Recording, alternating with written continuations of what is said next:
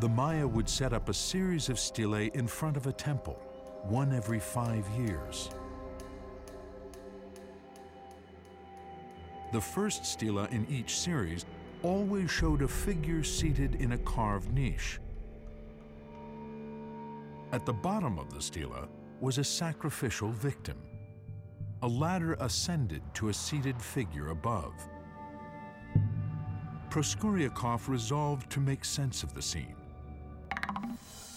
Each stela in a series stated the date of its dedication. Several stelae also had another mysterious date. It was followed by a glyph of a bird head wrapped in a cloth. Thompson nicknamed it the toothache glyph. But what did it mean?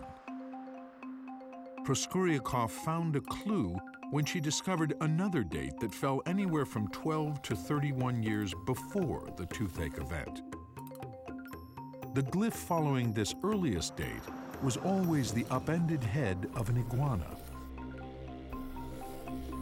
And what she hypothesized was that the first one was a birth glyph. And then the next glyph might be, this is the date on which he acceded to the throne. The dates fit her theory perfectly. The time from the birth of one king to the accession of the next was never more than 60 years, a reasonable human lifetime. Her hypothesis then was that each one of these series were the life story of a particular ruler. It was a dynasty she was dealing with. It was history for the first time. Suddenly, Proskouriakov's brilliant insight transformed the images on the stelae. The alcoves were thrones. The figures were not gods and priests, as Thompson believed, but kings and queens. This was a family history. Ruler 1 ascends the throne in 603. 5 years later, he is a warrior with prisoners at his feet. 15 years later, Ruler 2 takes the throne. He is 12 years old. His mother stands beside him. At age 26, he is dressed for battle. 10 years later, he is still a warrior, but considerably heavier. He reigns for 47 years.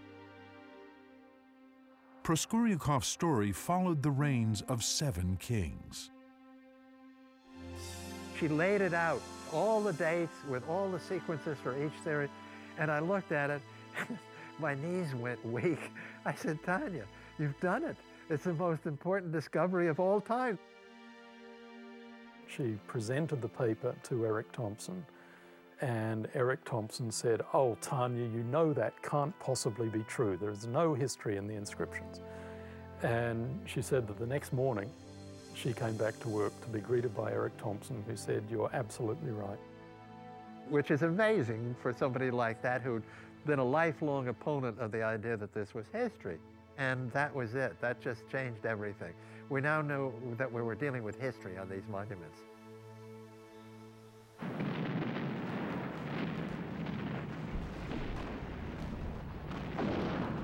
The next advance in breaking the code came in May of 1945, when the Russian army marched into Berlin.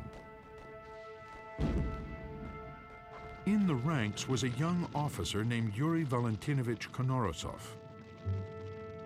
He told me once that in the ruins of the National Library, he found a book lying there that had survived the fires and all the rest of it that he picked up, which was a very good black and white reproduction of the 3 then-known codices, the Dresden, the Madrid Codex, and the one in Paris. Konorosov's fascination with the book grew when he read an article concluding that Maya glyphs were undecipherable. He took it as a challenge and obtained a degree in linguistics to become a lone Russian Mayanist in a field dominated by Eric Thompson. because he was behind the Iron Curtain during the Stalinist period, he also was intrinsically very isolated. He didn't have a lot of ideas floating around that he had inherited from other people, ideas that, in Thompson's case, were quite simply wrong. It gave him a fresh perspective. He was kind of a clean slate, you might say.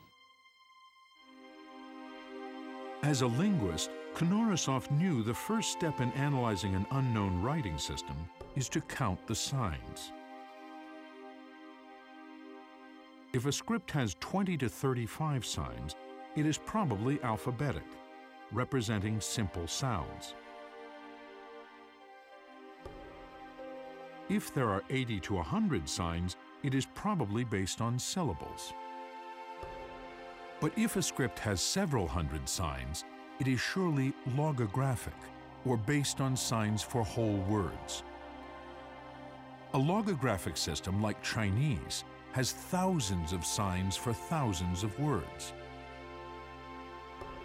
The Maya script has about 800 signs. Too many to represent an alphabet, and far too few to have signs for each word of a language. So scholars assumed that it was a limited logographic system, with signs for only a few hundred words. But Konorisov knew that no writing system consists purely of one kind of sign. Our own alphabet uses numerals and logograms.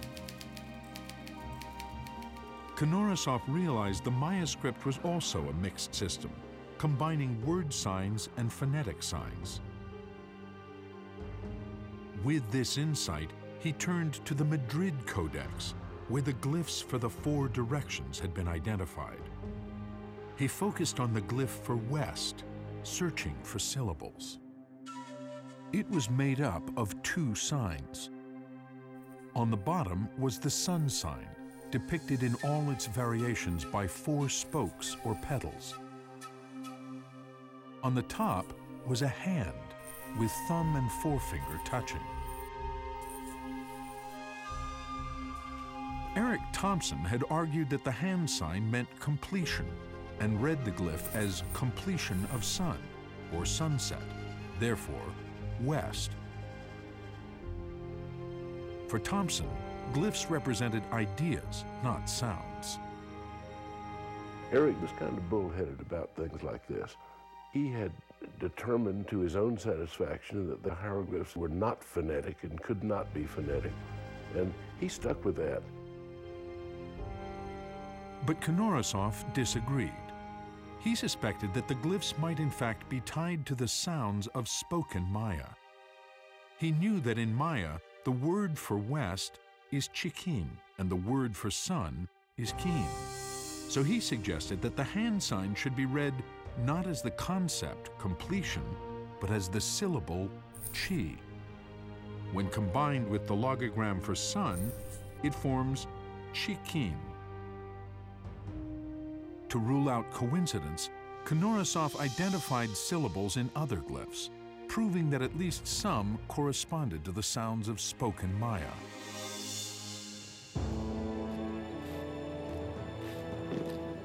And of course, the Soviet propaganda apparatus jumped on this and said, look, inspired by the wonders of Marxism and Leninism, this young scholar has done what none of the imperialist scholars in Britain or the United States or Germany could ever do. He's shown how the Maya wrote. And Thompson, a lifelong anti-communist, decided that this was a total fraud and that the world should be straightened out about this. Some of Konorisov's specific readings were questionable. Seizing upon them, Thompson discredited his entire method. Tragically, Konorisov's priceless insights went unrecognized in the West.